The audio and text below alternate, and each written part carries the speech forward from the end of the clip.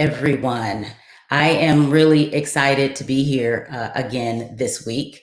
And you normally would be seeing Sabra Kershaw on the other side of the screen, but as good fortune and technology issues would have it, she is not with me today. She had some technical challenges, and so she may pop in, she may pop out, but for the few minutes that I have your attention, I just kind of want to talk to you about things that are happening. Specifically, when glitches happen, you got to go on anyway. You was that saying, the show must go on. So here we are. The show is going on. It is going to be a monologue today. And I hate that you didn't get a chance to meet Sabra. Hopefully she'll be able to come on in a future broadcast, but I'm going to carry on. Specifically, I wanted to talk with you all today about board leadership, executive leadership, and effective leadership. And, there's the efficacy of leadership, right? The theory of how things should go and how they play out in our classrooms and how they play out, when we are virtual and all of those things. But the effectiveness of leadership actually plays out in the real world. It's when your skills are tested, like now, in a real situation. So ethically, I could say, hey, I'm going to go live. We're going to do, this is going to be super fantastic, and everything's going to sing like it did with Susanna a couple of weeks ago. But effectiveness means, what, we can still do this. We can still drive forward. And honestly, that's what it means to be a leader that excels. You got to press through. And yep, I was on the phone with her and she said, Pam, you got to go on. You got to do this anyway. I'm like, no, I need a guest. But guess what? I'm going to be the guest. You all are going to be the audience for the few minutes that I have your attention. So talking about board leadership.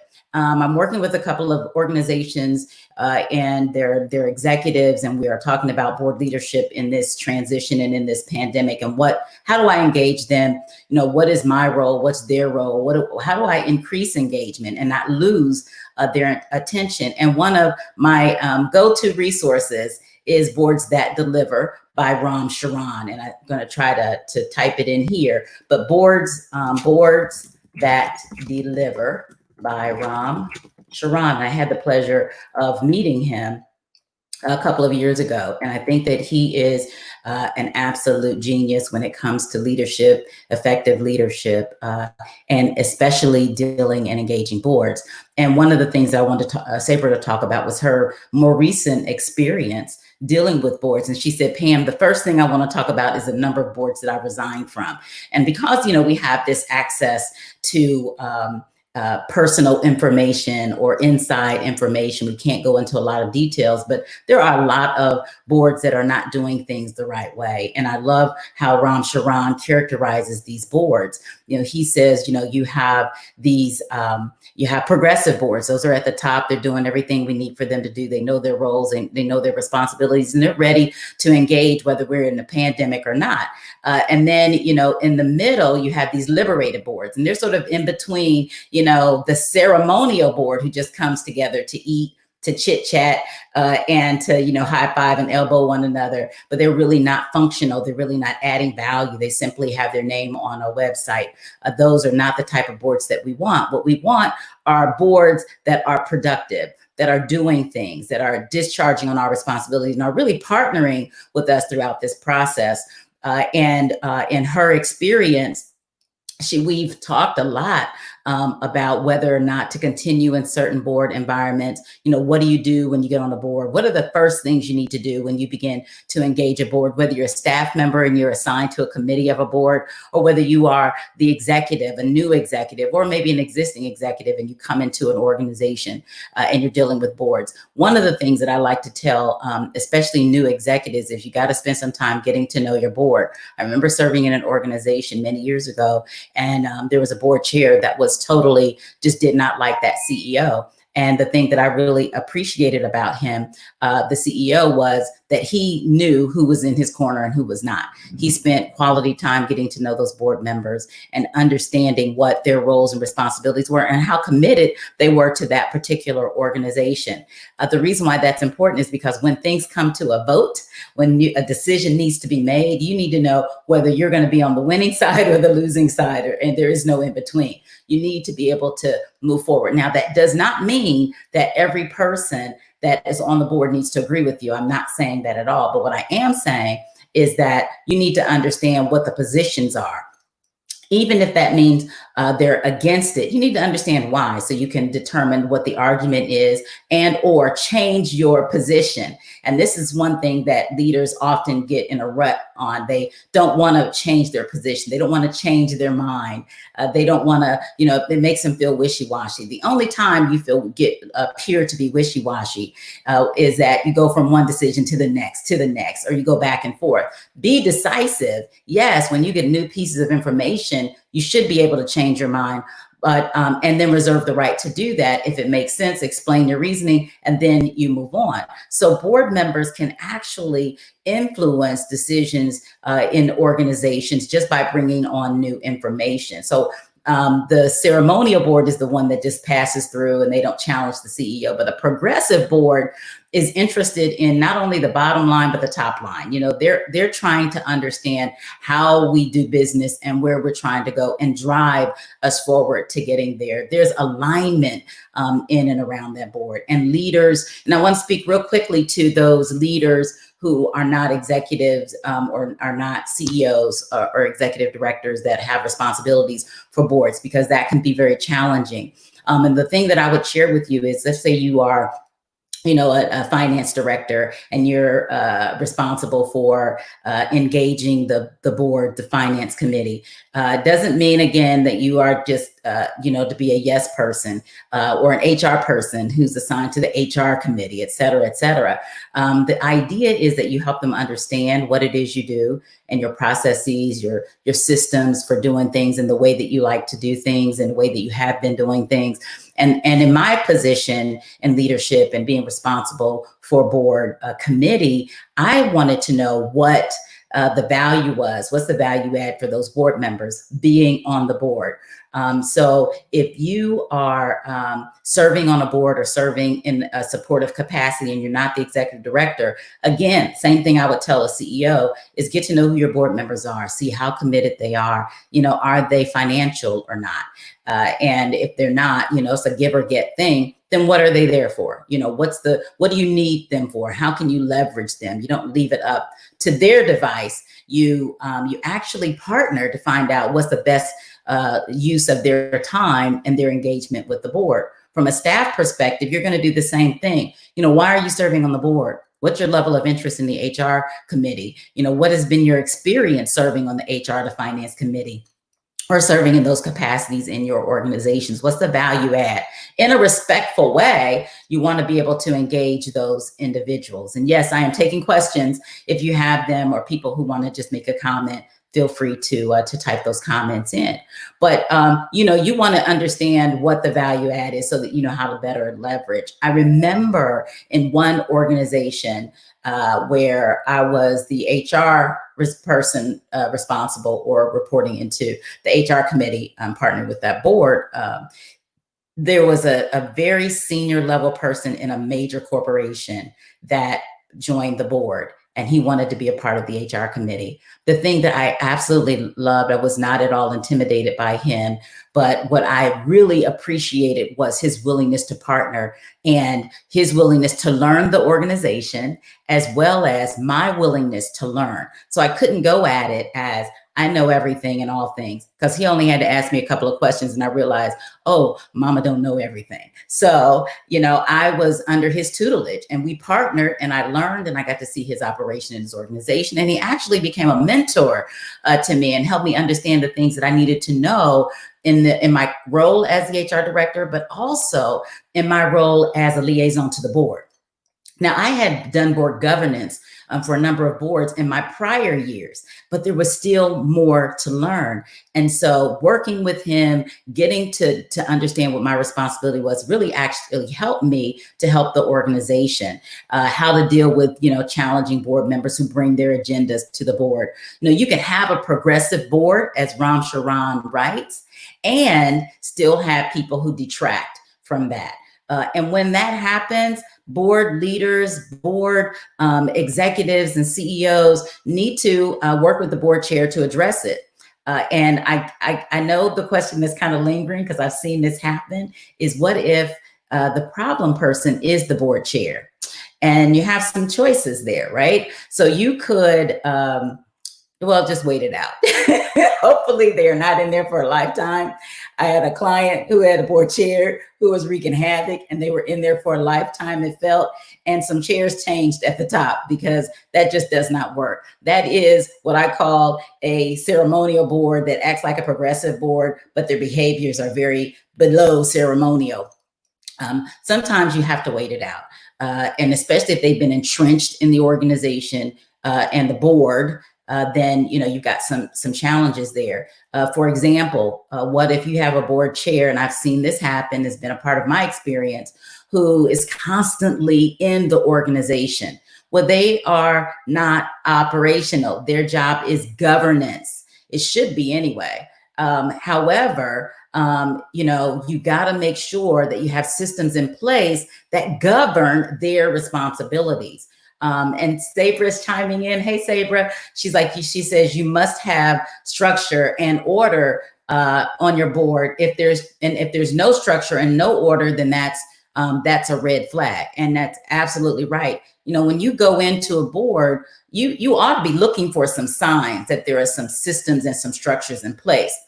A big red flag is if you are not getting financial reports. And here's the other thing. If those financial reports make absolutely no sense, like they're not really saying anything. So where are the financials? Help me understand what's going on from a business perspective. And Sabra, I'm sure you're going to chime in and add some more there. But what's happening from a business perspective? You don't have to be the finance person to ask those questions, but you need to know. And you can do so respectfully behind the scenes, but that may be something you ask before you accept that responsibility on the board. But what do I need to do? How do I need to show up? What do you want from me? How is this resource that I'm going to give you or connect you with going to help you in the organization? What happens if I don't give that to you? Sabra says that, if your board does not provide financial information, then yeah, that is a super, super red flag.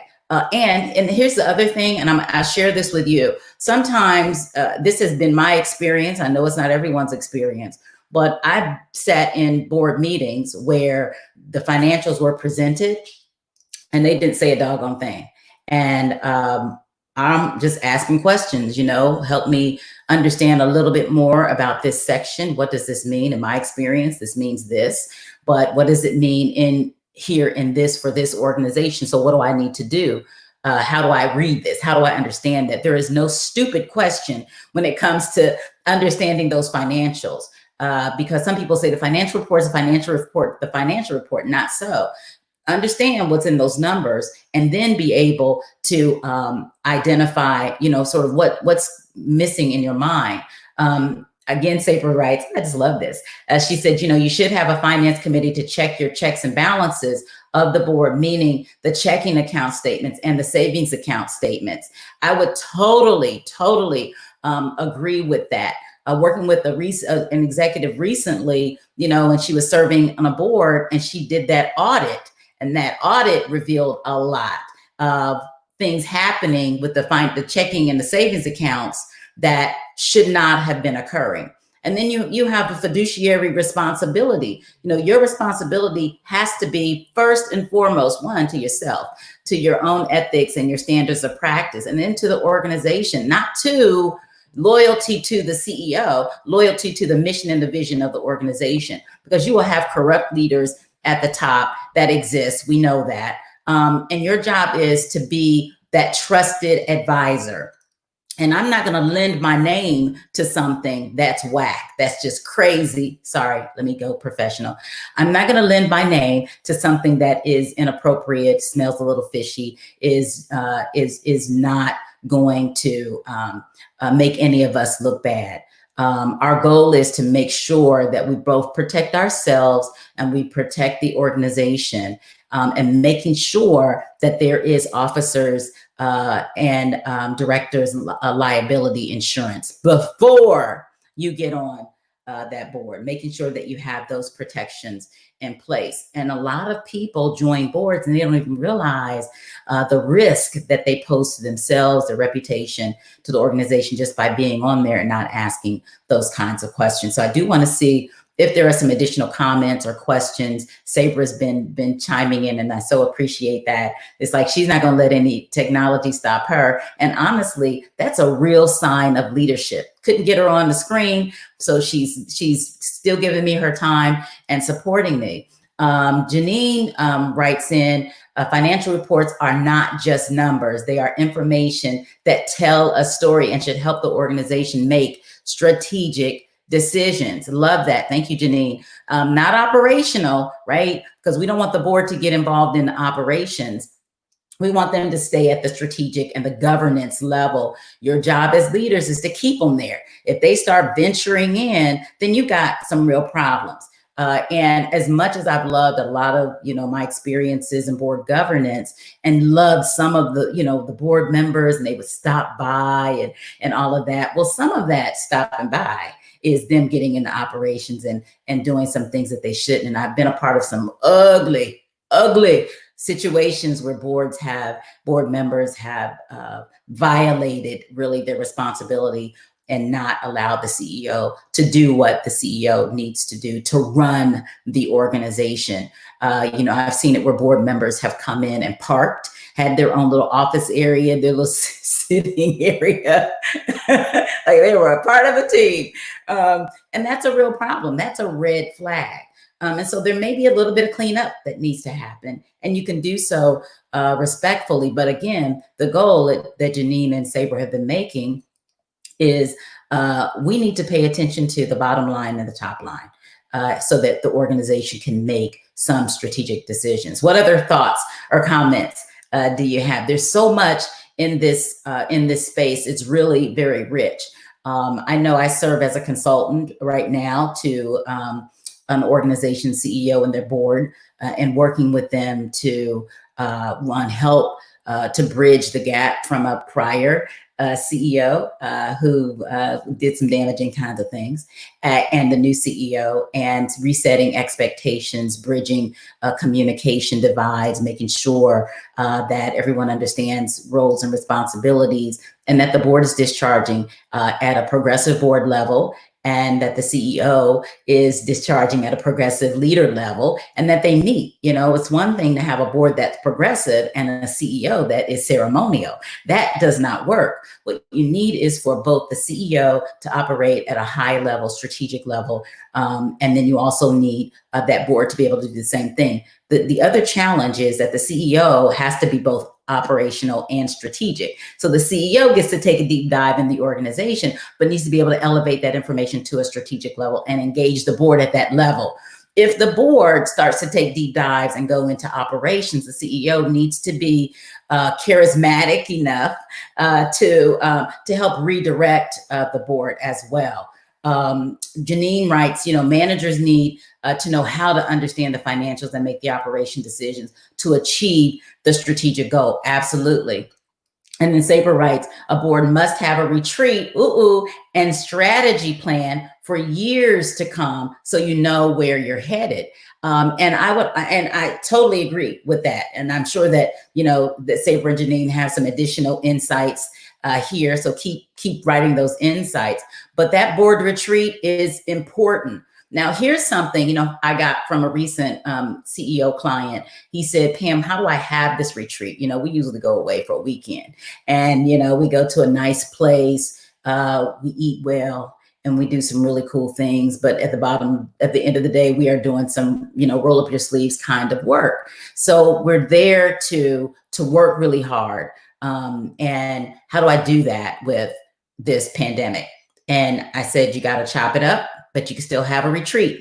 I'd love to have Saber and Janine or anyone wants to chime in on that. You still have to have your annual board retreat. One of the things I think is important, detrimental to us during this time, is that you gotta keep moving forward. You don't say, oh my gosh, pandemic, we can't do a retreat. No, you pivot. You don't have a full-on 3-day retreat on Zoom. You're gonna pivot and you're gonna have conversations, micro conversations. So you may have a 45-minute conversation on this topic, and then you may have one on operations and say, hey, how are things going? The CEO's, the executive director's report. And that can drive the rest of it. But what you want to do is make sure that you understand where are we going? How are we going to get there? What is my role as a board member to help us get to where we need to go? What are the strategic imperatives required for me to help you do what you're supposed to do? Boards cannot afford to slack off during the pandemic. Get that right. Pandemic. What you want is to have that highly engaged board and keep them engaged during this time. And if you, y'all have to read Saber's comment. I'm not going to read it if you want to, though. But I think it's really important. That retreat is critical. And so you just pivot, you make some adjustments, but you make sure you're hitting on the important things. The other thing that I think is critically important during this pandemic is that, and I'm gonna pivot just a little bit because I think this is connected, is you have to engage your HR leaders. That senior person at the top, the senior most HR person in the organization, y'all need to be appreciating them, because you just need to appreciate them, because understanding the rules and the regulations related to the CARES Act, for example, or FMLA and all of this leave stuff, there is a lot that we already had in our bank of knowledge that we're having to tweak. So for me, it's easy to be able to make the pivot because of my background in human resources. For a lot of leaders, I was on a call the other day and we were just talking about, well, okay, but you got this, and then you have the FME, FMA, LEA, blah, blah, blah, blah, ABCDFG. And they're like, we're just gonna tell them to call Pam. And I get that. I totally love it, don't mind it. It is tough to understand. And what you don't want is for leaders to not understand what their responsibility is with regards to this pandemic, engaging employees, but understanding the regulations that have changed at least through the end of the year, and that could change as well. So board members may come to a meeting and have some of that knowledge, and you want to make sure that you are able, that your HR person is ready to engage and can explain to the board what some of those responsibilities are. Because in my experience, sometimes board members have people on the inside, and sometimes they're family members. And that I'm not even gonna go there on that. I'm just gonna pause for that one. Just gonna have a moment of silence. If that's the case for you, we just have a moment of silence for you. Now, for all the rest of us, you may have board members that have questions, and you want to be able to answer those questions. So making sure that your HR person is a part of that, and that the HR person can explain in layman terms what some of those responsibilities are. I'm going to actually be on a couple of webinars. I'm going back. I'm starting to travel again. So prayers for me and all of those of us who have to continue our work by hitting airports or gas stations to hit the road. But I think it's important that we appreciate what HR folks have to learn during this pandemic, and then how they have to communicate it, really help them with that. Saber writes, we have to be careful of the CEO and director controlling the organization flow chart. That is a red flag. And we should be able to volunteer as board members now, your service and time to wherever the committee you feel comfortable being a part of. So, and I think what Saber is saying is, you want to be where you feel like you can make the most impact from a board perspective. Just because I have an HR background doesn't mean that's the only space that I can serve in, because I got some other skills.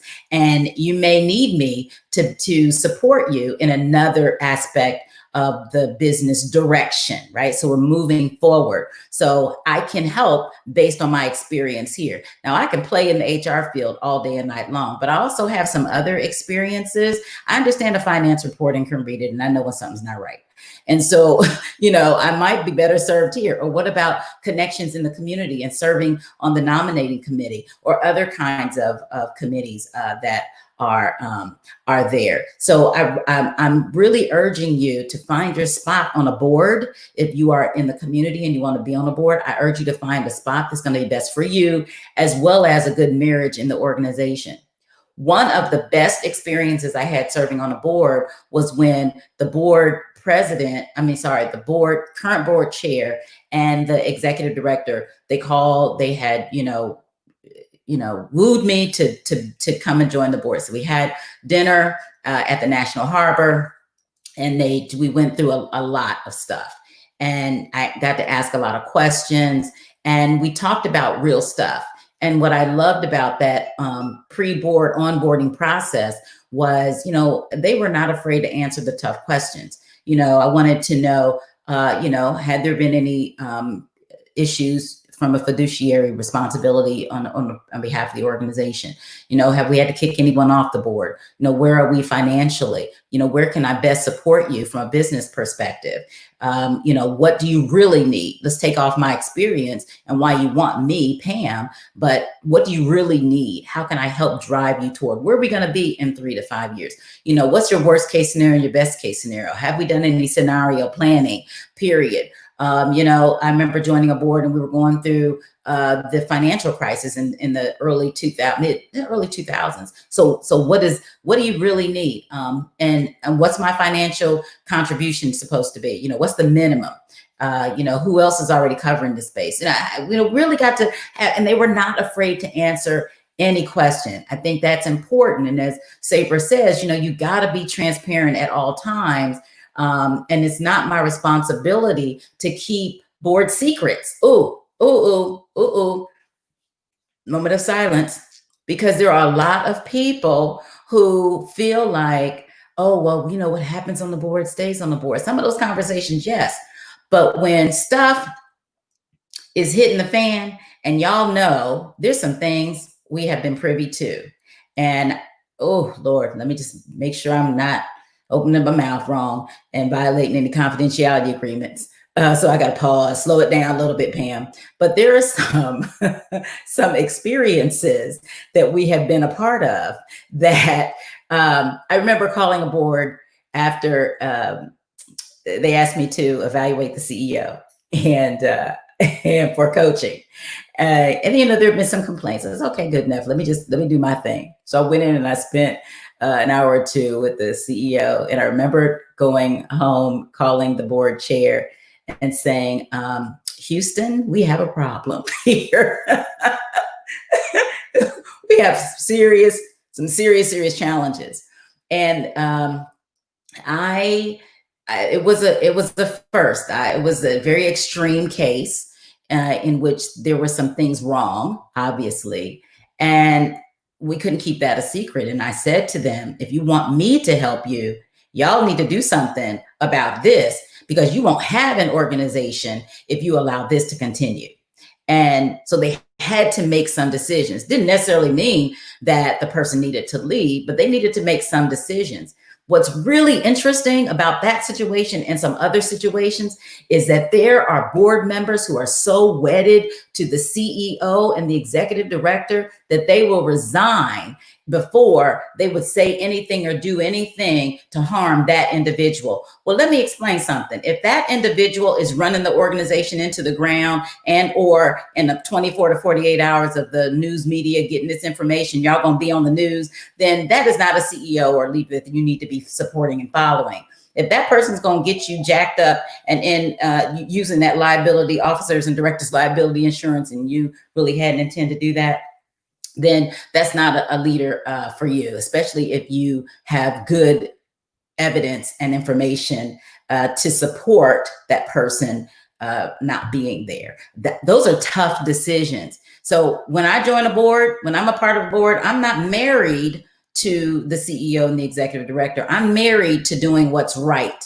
What is the responsibility of myself as a leader and as an officer or director for that board and for that organization? What we don't need any more of are yes men and women who just wave a flag and just say, yeah, go ahead, do what you're going to do. I got your back. Because you may have their back and be following them in chains right through that jail cell. So think about who you are following and make sure that person is worth following. And Sabra suggested and says, she said, there is a difference between secrets and accomplice to illegal matters. She said, hashtag truth, hashtag no. The difference, it is really tough for us to be leaders and to serve on a board. You got to make some tough decisions. You got to have to make some tough calls.